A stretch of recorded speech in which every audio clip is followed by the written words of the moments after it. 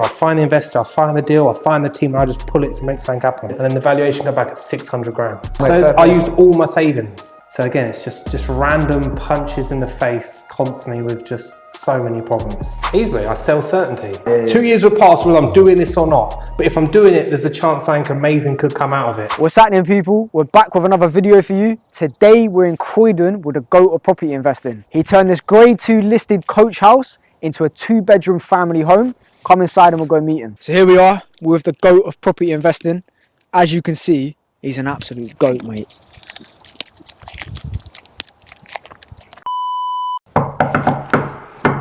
Cheers. Here he is. Good morning. How you doing, Lewis? Very good, self. Yeah, not bad, mate. Bit Come in, come good, around. It's bigger than it looks from the outside as well. Yeah, it's like a Harry Potter house, isn't it? You know what I mean? You're a wizard, Harry. A lot more space in it. Decent. So this is Lewis Perren. If you want to tell the people who you are, what it is you do, and just, yeah. So I'm Lewis, property investor from South London, and I basically do buy-to-lets, HMOs, flips, commercial conversions, coach house conversions. The only thing I haven't done is a full new build, so a bit of everything. Is that on the bucket list or?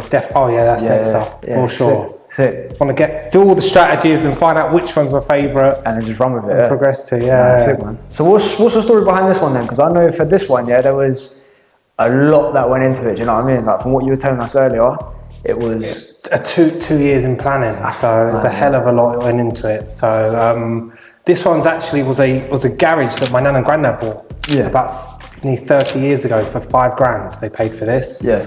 And obviously because of where it is and being grade 2 listed, conservation area of standard natural beauty, everyone said there's no chance it'll ever get planning. Yeah.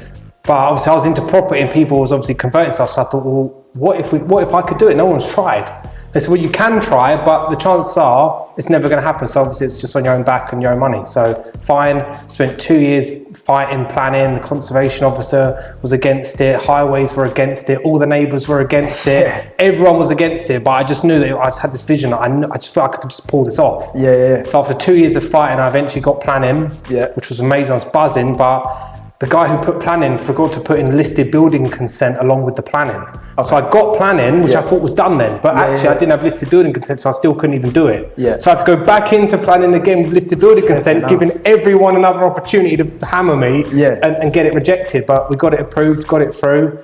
And then obviously we had it valued before as a garage, which was the agents come around and said, it's worth about 30,000. Okay. So then I got it revalued with planning, obviously because now I've added value to it. They said it's worth 125,000 from the uplift of what you've created. Yeah. So I paid my nan the 125,000 full price, so then she never needs to worry about money ever again. Sick, man. And that was like the proudest bit about doing this deal. What like motivated you during when everyone was against you? Because the neighbourhood, everyone. What? Because most people at that point would just think, oh mate, if everyone's against me at this point, people probably tried to do it before, I can see why they gave up, let me just call it a day and move on to something else. That getting a buy-to-let would be way easier than this, you know what I mean? So, what was it that sort of kept you going and kept you pushing? Because 2 years is a long time as well. You know what I mean? When you're just starting out. Yeah. And I was working a day job, so then all my day job money I was saving up and obviously paying for stuff to get done out. So I used all my savings. Yeah. So my girlfriend at the time was like, what are you doing? You're putting all your savings into this, all your time into this. Like, it's not going to happen. Yeah.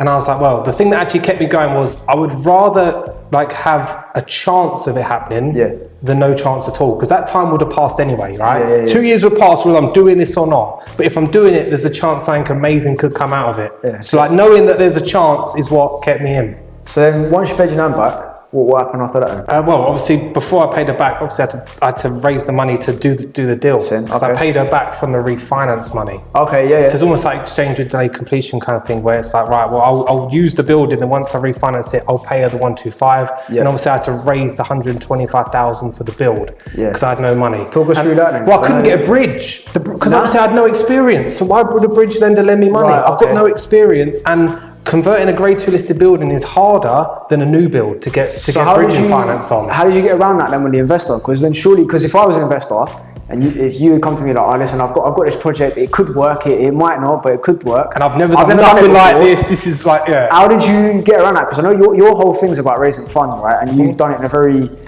unique way to an extent, you know what I mean? So talk me through that. Easily, I sell certainty. Yeah? But I don't have any certainty in myself or my abilities. So what you do is you leverage certainty from your team. Okay. So again, it weren't certain that I knew what I was doing, but the builder I used, he'd converted, over like £100 million worth of listed buildings. Okay. So they go, okay, well, he's got the experience. Obviously, to work out the numbers, I got 3 estate agents to come around and value it on the back end, and then use, the evidence that they had saying it's going to be worth this to show that my numbers do work. Right. Okay. And also, I offered different layers of security, so like personal guarantees. I have my own house. Right. Okay. So I showed them, look, I've got enough equity to cover this if something goes wrong. So you've got some security there, and also I offered an RX1 on this building as well. And an RX1's a restriction of title. So the investor knew that I couldn't just sell up and disappear without them giving permission, and I couldn't refinance it without their permission. So they knew that I was basically stuck here until it was done. So you gave them sort of every bit of evidence to say, listen, here's the precautions I'm taking, here's the reason why I think it will get to X, Y. Put my house on the line. Mate, that's mad. And my house is on the line. That takes some bottle. I'll lose my house before this goes wrong. Like, I'm all in. But how can I expect you to give me your life savings if I don't believe in this enough to back it myself? Good point, yeah. That's mad. So it was like, look, I'll show you this works, here's the numbers, here's the evidence that it works, and also on top of that, I'll put my own house on the line. Fair play, mate. And so, lo and behold, it worked out properly, didn't it? Do you know what I mean? The best outcome that could have happened. That's mad, mate. And because it's a new building, obviously I got to name it. Yeah. And it's called Hunter's Lodge because my son's called Hunter. That's sick, mate. So name, innit? It's so cool. It's sick, such a fun. Yeah, that's like felt like real legacy because like in 100 years' time, I won't be here, but this will still be. Especially with like where we are, gated community, mate. It gives that real, I don't know, Lord of the Rings kind of, you know what I mean? Like Hunter's Lodge, mate. That's also why the council allowed it because they turned down my first couple of suggestions. Yeah. Because it is obviously my nan and granddad owned it. I wanted to name it after my granddad. Right. Who passed away a few years prior. So I wanted to call it Neil's Barn, right? Yeah. Because it was obviously where we used to, this is so off topic, but like obviously we've got chickens and ducks and stuff. So we used to hatch them out in an incubator and we used to keep them in a pen in the corner over there. Yeah. Right, we had a dartboard here. We used to play table tennis over there. So I was like, I want to honour him and call it Neil's Barn. But the council said they rejected the name because they said Neil could be an offensive term because it has a biblical reference. What? Bro, what are you talking about, man? Really? And I was like, who's going to be offended by Neil's Barn? Yeah. How is that offensive? So they wouldn't let me have Neil's Barn. Right, okay. So I was like, right, I've got to come back with more options for them. And I thought, well, Hunter's Lodge, we're in the countryside. It could be a hunting lodge, whatever, you could store weapons. So, they accepted it. So it's named after my son. Nah, it's wicked, isn't it? Bro, do you know what it is, yeah? People love when shit goes wrong. Like the amount of comments we get, people good, because it always goes wrong, all the time. That's what I'm saying, bro. Like, people just give us stick, yeah? I have my trim like this. Yeah, you got a box trim, innit? So it's just, bro, talk about fucking crease shoes. So getting that's a bit, degeneracy right there, man. That's madness, mate. But if you want to show us around the property, sure, right. So obviously this is open plan kitchen diner. Originally with the planning, I wanted it taken all the way forward to where the car parking is there. Yeah. But the conservation officer said that having the grass there would soften the parking. And then I had to go. He wanted to soften the parking. Oh right, because that doesn't. Because the building did go out to where the cars are parked. It was already that big. Yeah. So this was going to be another bedroom, and then a utility room here, and then it would have been open plan kitchen diner across to there. A 3-bed. That's how big it would have been. Yeah. But he said no. We need to soften the parking, bring the building back, and then what I had to do is I had to submit a planting schedule. Right. I had to get someone from Heritage England to come out, walk up and down the road, and survey the local plants. And then draw me a garden that incorporated the local plants. And then I had to match every single plant, the species, the type of plant, and have it checked that the garden was done to heritage planting style. I mean, don't get me wrong, it looks nice, right? But that's a lot. And you've got to pay for that. Really? Of course, no one does that for free. I mean, it looks nice, but mate, that's a lot of aggro, isn't it? Yes, honestly. And then we had to get someone to come out because there's a tree in the back garden there. Yeah. And obviously trees have roots and they didn't want us to risk damaging any roots. So we had to have an arboricultural survey come out. They had to map the size of the tree and then do an estimate of where the roots could be on that tree and that tree down there, which is about 50 foot away. Yeah, and then we had to put in like certain measures to make sure that the trees are safe and protected during the build. Is this before or after? Before everything. You didn't do nothing yet. Is this after the planning or before the planning or this during? This is during. This is part of the planning. Mate, that is aggro. go, bro. I know. That's what I mean, mate. That takes another level of sort of like stress. It was management. So you know what I mean? It's just like, oh, by the way, have you got a planting schedule? Like, what is it? What even is a planting schedule? Yeah. Go and find someone to do it, pay them again, and have you got an arboricultural survey? Okay, well, this is new. Go and get that done. Like, it was just every day. It was just something new, like a drainage survey, like where the drain's going to go, and map them out, and make sure that the minimum fall of the drain will meet the drain connected over there. And then because I'm connecting to that drain that's owned by them, I need to get a certificate that they've given me permission to access a drain. And mate. I know, right? And you think obviously we're at the end of a gated road, so there was like, well, is the electric in the road even powerful enough to spur off of to supply another building? Because it was never put in to do that. Right. So I had to go and get an electrical survey done to prove that it could power off. And you're doing this all while working full time. All whilst working full time, and all of saving and everything's minimum 500 quid. Yeah. So I mean, it's like my week's wage minimum to do like all these. Basically working for free every day. It's just always something coming up, going, oh my god, okay, cool. All right, structural engineer to obviously check everything's all right, and then the planning and conservation and all. Yeah. During it, was there any issues aside from obviously the hurdles to get over? Like you've done all that, you haven't even started yet. So, mate, yeah, there's lots of issues during. The funniest one was I actually flooded the building.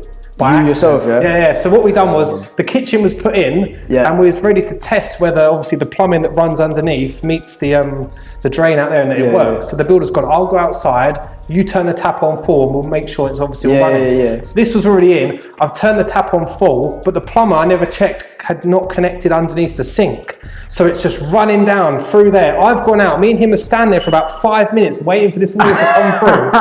And I've gone, it's not working. He's going, fuck, oh my God, we've already concreted it in. So we've come back in, and obviously the water's just flooded the whole kitchen. Fucking hell, mate. That's funny though, because that's just a stupid little thing. Yeah. Obviously there's a problem now after, which you mentioned earlier, which is you can see there's which we're filling in and sanding now, which is a huge crack that runs all the way along there and then is squared off here. And that's because during the build, obviously, I didn't know that you're supposed to stagger plasterboard when you put it on the ceiling, obviously like a brick effect, so that way it eliminates cracking. Yeah. So if the middle plasterboard had come out to there and tied into that beam, that crack would never have appeared. But again, when you walk around the site and you don't know, you're not looking for this kind of stuff. So check for staggered plasterboard on your builds. I mean, the thing is though, it's all valuable lessons though, isn't it? You know what I mean? Because now, because anything you go into that isn't this, I'll see it. I'll go, do you know what I mean? Yeah. I mean, the hurdles to get over, if you just went to like a flip, obviously there's going to be issues with that, but it ain't going to be nowhere near as complicated as this. So I guess nowhere near as. Because was this your first project then? Or? This was my third project. So imagine 4/5. I've done 2 buy-to-lets.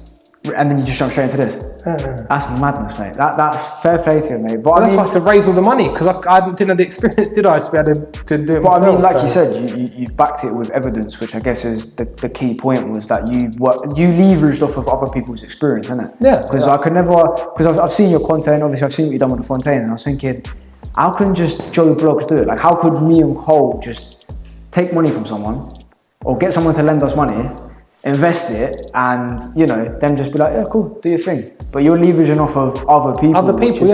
All your brand is literally leverage, mate. Like, that's it. Sick, everything is leverage. Nothing is me. It's never how can I do anything. It's who do I know who can do it. That's sick, man. It's all built off that, because I don't know everything. So I get the builder who's an expert in converting listed buildings. Obviously I get the architect, I get the surveyor. Like, I bring the team together. Yeah. Did you not see the picture when I was the conductor of the orchestra and I'm there with the I think I've seen it on your Instagram. I conduct it all. Like, all these people are spent years learning their craft, their instruments. Yes. My job's to bring it all together. Like, that's where I'm like a deal maker, I guess, as like a. You're the glue that holds it together. Really, I just bring it all together. I find the investor, I find the deal, I find the team, and I just pull it to make something happen. Yeah, that's it. Like, man. I'm not spent years training in, I guess, one area. Yeah. So I need to know a bit about everything. Yeah, no, that's sick though, bro. Fair play to you.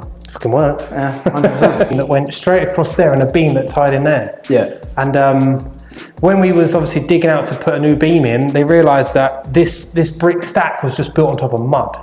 Had no foundation. And it was holding up the whole roof either side, and it was literally just built on mud. Yeah. So when they started digging, I was get the phone going, no, just so you know, we have to stop work, because that shouldn't be there, and it's just built on mud. So now we've got to get a structural engineering to work out how to underpin it or how to rebuild it.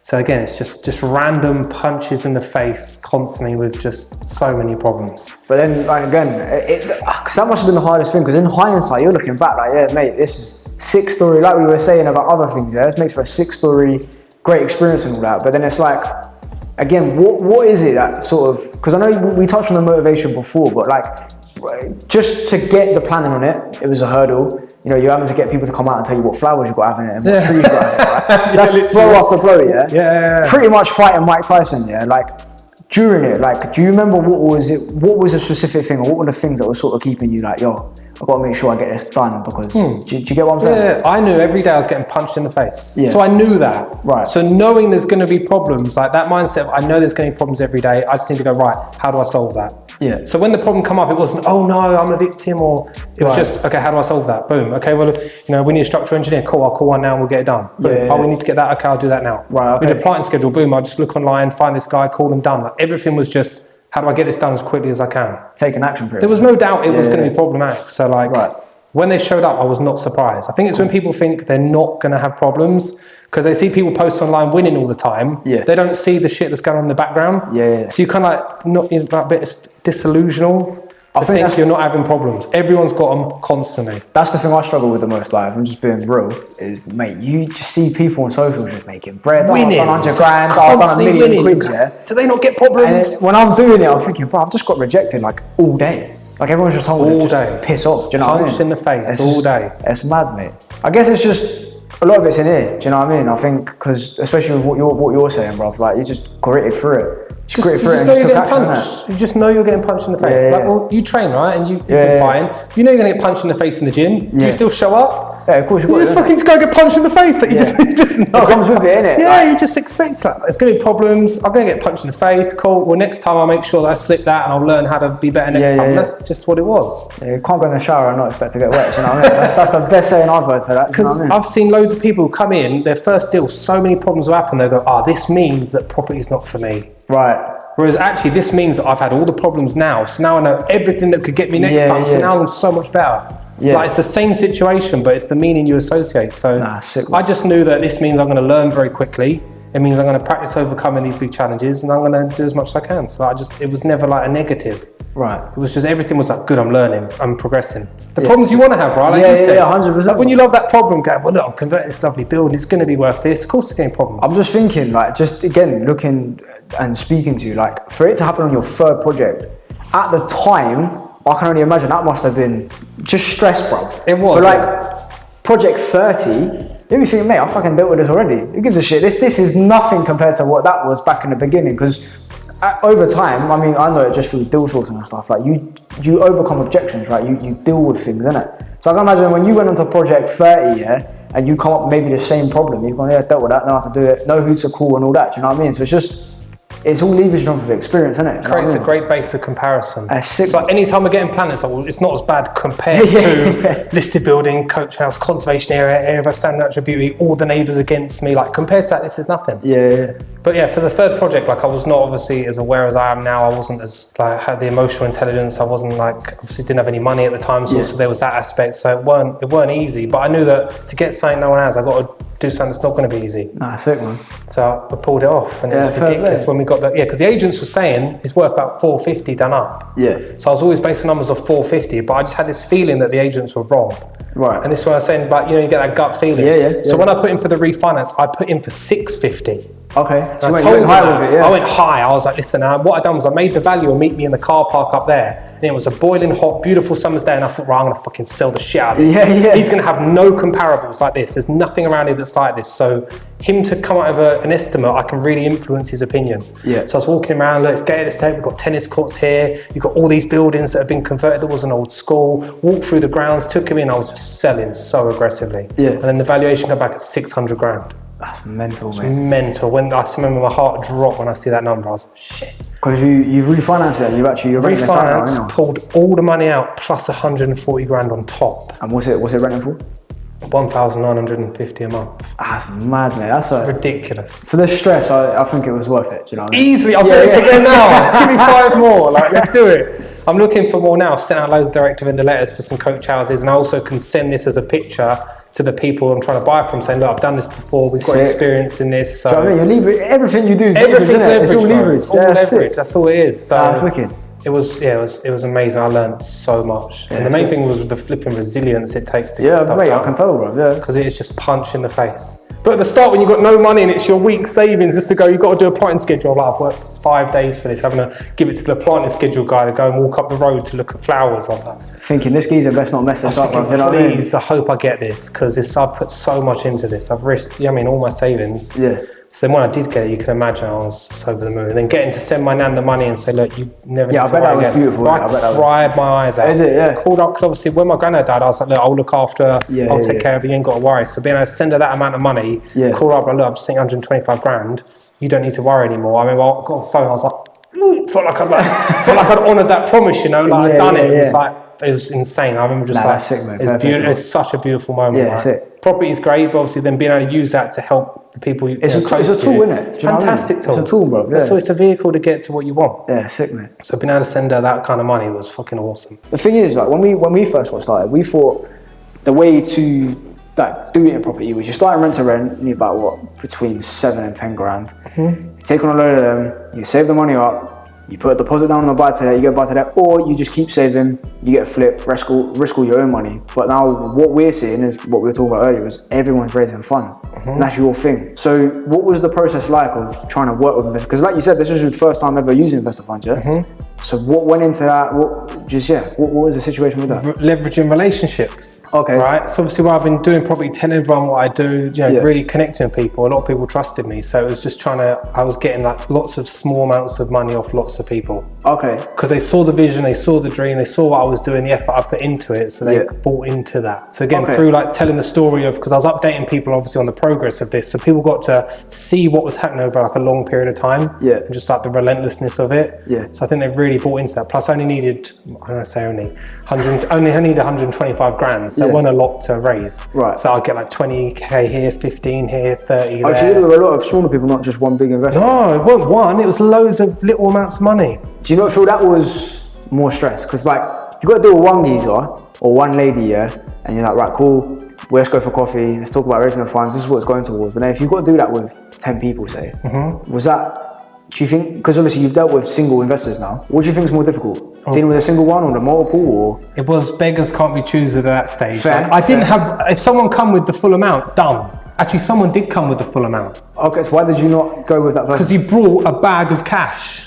A full bag, 125 grand in cash, and was like, here you go, I'll fund this whole deal. I was like, no, you won't. That's mad. He's like, I just need you to send it to my offshore account when you refinance. Like, fuck off. Mate, it's mad though, bro. Like because it's red car theory. When you're in an environment where money is everywhere, like the amount of people we've spoke to, like old training partners or friends who've just got dough. Like everyone's got money, like it's out there, isn't it's abundant. It's crazy. But then I think if you've got that poor mentality as well, it looks like everyone's broke as well, innit? Do you know what I mean? Or if you're down in the dumps, it looks like everyone's down in the dumps, innit? I think like a lot of what I'm noticing from you and like sort of what you've done, everything's up here. Like it's all in your head. All up here, that's all everything happens. So that when you say like the red car thing, when you start seeing it everywhere, there's part of your brain called the RAS, the reticular activating system. And that's the bit that focuses your attention on what's important to you. Right. That's how you can hear your name being called out in the murmuring of a loud pub. Because it highlights you, it says, hey, our name's important to us. Hey, he just said my name. You turn around and start looking. So anything that you constantly fire into it, it will start revealing to you. That's why we write down our goals every day. It's like just firing like, this is what I want, this is what I want, every day. And it will start pointing out, start highlighting to you. So that's why you start seeing more of what it is you're focusing on. Yeah, because I mean, you got me and Cole to do the vision board, innit? And we've never done that. I used to think, it's a bit weird, that, innit? It is weird, good. But then you was like, it's normal. I mean, yeah, that's a good point. Like, I mean, because you got us to, because normally, I mean, we did it last year, year before, right? Write down your goals, cool. That's it. I will never, like, that's it. I won't look at them again until the following year. That's what you was. Done. Yeah, they're on paper. I've got done, goals. Right? See and next then year. I sent it to you, and you're like, yeah. Now, how are you gonna get that? How are you gonna reach that 100 grand? And I'm like, I don't know. Sell deals, a couple of rent-to-rents, and then it's like, right, break it down, innit? And then when you put it on a vision board, it's like, cool. When me and Cole get an offer rejected or an investor pulls out, I'm thinking, right, pull up the vision board. I'm like, that's 100 bag. I've got to make that this year, innit? So it's, again, I see what you're saying, but it all taps into the mentality. See what I want over and over and over again. Because Cole's got his home screen, innit? Good. So he wakes up, that's what he sees, innit? Do you know what I mean? Yeah, my 22 bed when we was trying to buy it is the lock screen on my phone. There's me outside of it before we bought it. Yeah, that's sick, babe. So like, I was always like, right, I'm going to get this. We're going to raise that money. I'm going to buy this deal. So I took a picture outside of it. Every time, imagine every time that's firing into your brain. Every time you get your phone out, seeing what you want. I mean, before I fought, like when I was fighting, I used to take the fight poster, I put that on my phone, right? So you're doing it anyway. But back then it was different, right? Because I think this is the one thing that I'm understanding slowly, right? Is when I was fighting, there was another person that wanted to hurt me and beat me and humiliate me, right? So I put that on my phone and I'm looking at this geezer. I'm like, yeah, this geezer, he wants to hurt me, innit? I'm gonna batter him. Do you know what I mean? So I was like, when I didn't want to train, I'm like, well, this geezer's gonna batter. The biggest thing for me was the embarrassment, innit? Mm-hmm. So that would get me out of bed. That would get me to the sessions, innit? I think now it's sort of like taking that same mindset. Obviously, I'm not going to get hurt in this context, innit? But it's also get financially battered. Emotionally battered as well. Yeah, true. Spiritually, so I guess spirits beaten up from all the punch in the face, like. Yeah, so I guess it is the same. It's the same thing, really. Yeah, but you've got to pick a bigger enemy. That's what it is. Yeah. Nah, you got that one guy. Your enemy might be like, take the fucking Matrix, like the government is the enemy. I'm gonna take on the world. Like, again, like.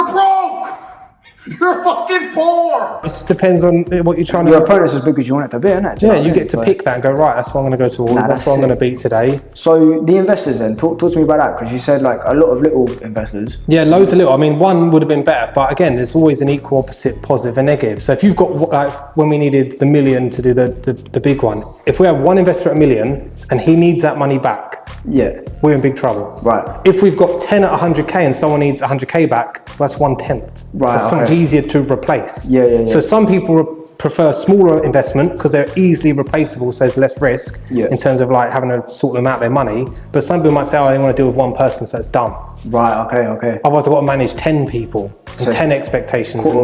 So again, there's no one right or wrong, but there's going to be a problem either way. So it's just pick your problem. That's it. And how did you? Is it all word of mouth for investors? Social media? All social media, all Facebook. Is it? Yeah, all Facebook and property groups. Yeah, Facebook's different because we've raised funds through Facebook, mate. We had a lot of success, but then it's like you can get lost in the what's the word? You can get lost in the mist of it. Do you know what I mean? And you see a lot of dodgy deals out there. So how did you sort of navigate your way, or was it sort of again leveraging off of other people? So focused on what I needed to do. Yeah. Just so clear. I need to, have a network where I can call someone, ask for 100 grand, they send it to me straight away. Like that's the network I want to be able to build. Yeah. So it's just trying to find these people who I also thought were going to be that kind of person in the future, and just being, friends with them kind of people. Anyone I see doing really well, like I'll reach out, I'll connect. Like these guys, they got something. Sick. Like I can see it. Like they got something. So like, let's be friends now because I know they're going to make it. Oh, okay, cool. So sometimes it's about giving out free value because then always giving out free value. That's it. Like all I do is post aggressively all day. Yeah, mate, all the time, bro. I don't ask for nothing. I don't pitch nothing. I never sell anything. I just literally just try to give massive value. Yeah. Because then I'll find the right people, and it always comes back to you. Yeah, that's it. Always does. And then for someone that's trying to get started in this, obviously I wouldn't say doing this for your first one. Do you know what I mean? But if someone wanted to raise investor funds, take on flips, BRRs, like what would? There's one bit of advice or a few bits of advice you can give. What advice would you give to people? Firstly, I'd be clear on what it is you want. Right. What is the actual outcome from doing this? Like I was hammering with you, like what's the outcome here? Like is it actually to go wealth? Because if you want to go for the wealth, then maybe the rent might not be the best start for you. Yeah. Obviously getting the help and support of someone, because you're going to go through a lot of challenges and you can get not beaten up as badly and solve the problem before you get the challenge, which is super helpful. And also realizing that your personality will dictate your strategy. Okay. Because you've got different risk appetites. Yeah. Right? You also, have a different amount of leverage that you might want to take on. You might not want to borrow £1 million of investor funds. That might crush some people. Yeah. So they might be better for a low risk strategy. Yeah. So, and also again, development's really high risk and a really long play. Yeah. So everyone will have a different risk appetite and strategy based on their personality. So it's just trying to find out where I fit in properly. Okay. I see people doing one area, one strategy and just rinsing it beautifully. Yeah. Because where I couldn't do that. Okay. Because his house is 600 grand for a 2-bed. Yeah. I've got no money. Yeah. That's why I went South Wales. I'm buying 3 beds for 50 grand. Because I could raise little money. Yeah. So I could start. So I had to be able to just leverage everything because I didn't have nothing around me to do it. You do everything remote as well, don't you? Everything's remote, yeah. That's mad as well. Again, everything you do is literally leverage. Everything's mad. It's actually mad. Because it's a people game and I'm a people person. So it's just I add value and I'm really good to deal with. So that's what I feel like my skill set is fit. But I didn't know that at the start. Yeah. But I had to figure out how my personality fits inside property. Yeah. How long did it roughly take you to get out? Was it a long time? Or yeah, ages. Ages. Yeah, I hammer myself. See people getting results quicker than me, invest in their areas. I was like, what am I doing wrong? Why is this not working for me? Why am I struggling so much? So it took me some time. My first deal to get my first buy-to-let took 18 months. Oh, wow. And then another year to get my second buy-to-let. So I'm 2.5 years in watching people absolutely kill it. And I'm like, I've got 2 buy-to-lets. Not that I'm ungrateful for them, but when you're comparing, I felt obviously lower and comparison's difficult, man, because it's like sometimes it's the FIFA joy. Other times it's good to compare yourself against people that are doing better because it strives you to do better. But like you said, man, it's a double-edged sword, isn't it? Yeah, mate, I can batter myself beautifully with this because I'll always find someone better looking, richer, everything like that. But then there's always someone worse off. So it's like I can use that as leverage. Like you say, you look up to Hormones, go, look what he's doing. Like if he can push harder, I can push harder. You can use that to your advantage to give yourself energy. But then the other side of it can also take from you. So you've got to be aware of how you're using it. So like if you're going through that, I always go like, is this serving me right now? Well, no, then let's stop doing this. So what if it's not working for you? You just think, cool. I'm talking about like the mind frame of when I go into comparison. When I start feeling down, I noticed the feeling straight away. I went, hey, this isn't serving us. We're not using this in a positive way. Let's stop doing that. Yeah, fair play, bro. But then shorten that refractory period, because some people will like batter themselves for weeks, innit? Then you've got to go down to a day, then an hour, then you've got to do it for like a minute, then 10 seconds going, shit, I just compared in a negative way. Fucking stop that shit. Yeah, sick, man. Like, let's stop now. Yeah, that's sick. Because we have it, bro. I think everyone has it. I think people are afraid to talk about it. I think that's a massive thing, because they feel like, because I think comparison and jealousy is sort of like or envy is a better word. It's a fine line, isn't it? Because it's like, oh, well, we started at the same time in property. We're in the same group, but how are you doing it better than me? But then I think you've got to put the positive spin on it. It's like, well, what is it they're doing that I'm not doing? Or what is it they're doing that I could implement into what I'm doing? But then sometimes you've got, again, double-edged sword, that what they're doing might not work for you, linking it back to what you said about the personality, innit? I don't have their network, I don't have their family, I don't have their skill set. Like, I can't compare because I'm completely unique. Yeah. Something Jimmy Carr said that was amazing is like, listen, never get jealous of what someone has. 1, you don't know what it took for them to get it. Yeah. 2, you don't know what they're currently doing to keep it. Yeah, sick. You might not wish for that problem. Yeah. Because you might want the result, but not the problem it took to get the result. Like, you might not want to be responsible for that. No, that is my best friend, he's doing way bigger stuff than me, but I don't want the problem he has. Not yet.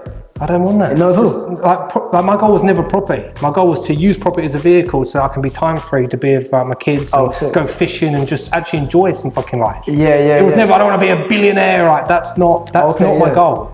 My goal was just time freedom. So it's using this as a tool. Like it's just so I can just actually live and enjoy my life. It was never to do property full time. That's not my goal. That's sick, man. Okay. It's so I can wake up, have, like I said this morning, have breakfast with my children, take them to school, and I'm going to pick them up, take them to the school clubs, have dinner with them, and then I get to help people in the evenings, get their properties. Like, it was never to be full-time property, like doing it all day, every day. Like, this is not my game. Could lay in when you want, pretty much, isn't it? Yeah, I'm set up at 5:40. Oh, is it? Yeah. But people think that like, this will be your game, this all you do, like that's your identity, but like that was never it for me. No, fair play. So obviously, in your property journey, mate, you've achieved crazy things already. What is the goal for you? Like, are you trying to do more projects like this, or where is it you're going to be in a year's time, 5 years, maybe even 10 years time? What is it that's in store for you?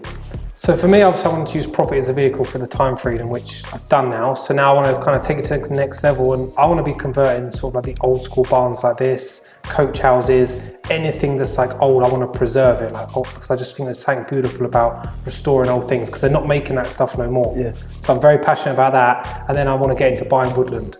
Woodland, yeah. I want 100 acres of woodland in the next 10 years. Set up a forestry school for children, and also woodland is a tax loophole.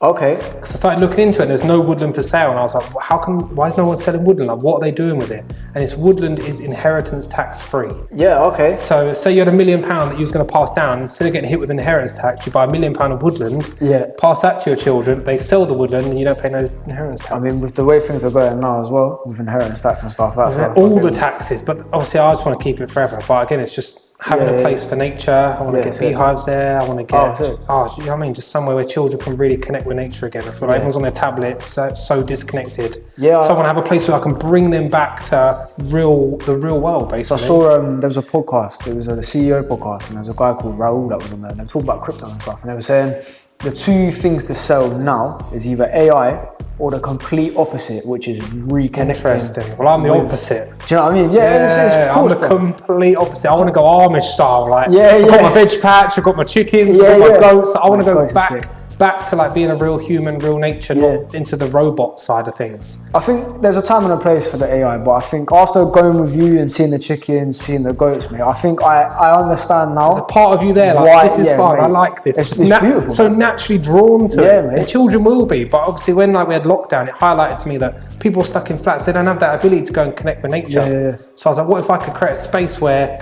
I pay for everything, they can come for free, I'll get like a shuttle bus over to pick school kids up so they can go there, like, and I'll create that for them. What will that do for them? So that's kind of like the goal, is to preserve and look after nature and buildings. People want to follow that journey or watch it or even work with you. Where can people find you? What social media platforms? So I'm on Facebook and Instagram under Lewis Perren. Brilliant. Drop them a follow, mate.